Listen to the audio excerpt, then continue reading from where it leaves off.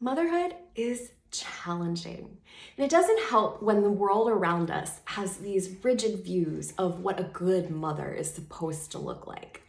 There was a great article in Time magazine in 2017 by Claire Howarth that explored the goddess myth, which was this idea moms had a certain expectation around them of how they were supposed to have everything together, how they were supposed to look, and how they were supposed to behave, and how their children were supposed to behave. And the truth is, there's no manual, there's no set way that you're supposed to be a good mom. I thought it'd be helpful to sit down with a few friends, a nutritionist, pediatrician, birth and fertility doula, and pelvic floor physical therapist, and ask how they see the expectations of motherhood impacting moms. Here's what they had to say. As a dietitian, what I see a lot is mothers or parents feeling like their children are supposed to eat a certain way and they're supposed to look a certain way. The misconception that parents are 100% in charge of that, of their children's weight, particularly, is the messages I think parents get, and that, their children are supposed to eat a variety of foods all the time.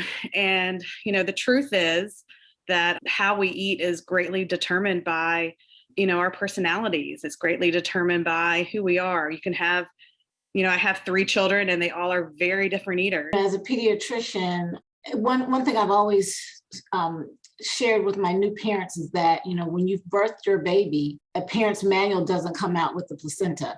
So, there is no rule book or guidebook. I think sometimes there's this superwoman persona that we as women take on, that we can be the best mom and the best executive in the C-suite. And the reality is that we can, if that's what you choose to do, but sometimes we lose ourselves in the process.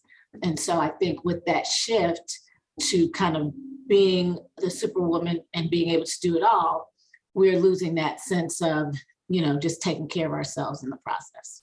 And I think sometimes through this goddess myth, we make moms feel as though we can somehow control every moment. And the reality is that we can't. We've got to trust those in our village oftentimes. It bothers me, the goddess myth, because it does set up unrealistic expectations, and it doesn't necessarily allow for us to just be flexible and to deal with whatever pops up. It doesn't give this impression that we as a mom are resilient and can handle it, so long as we are supported by those in our village who are there to support us. As a physical therapist, I see women not seeking care for themselves in that same way. They have to put their baby first, and then they come see me like 2 or 3 years later when they finally have time to think about their back pain. And then also just the misconception of that you don't need to go have physical therapy because your muscles are just going to heal, because all women are made for childbirth. And the fact is the body goes through a ton of changes and trauma, and it doesn't just rebound on its own. There's this expectation that women should be mothers in general. And as a fertility doula, I'm working with women who are struggling to become a mother. So then what does your identity become when you can't do the thing that everyone is telling you that you're supposed to do? And then we see it a ton with our birth clients and our postpartum clients.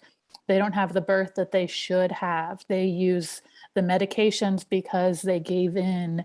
During the postpartum period, something happens that they don't feel in control of. And I think, that's where a doula can be really powerful, because we're able to be like, no, you are allowed to have needs. You are allowed as a mother to say, like, this is what I need, and find support.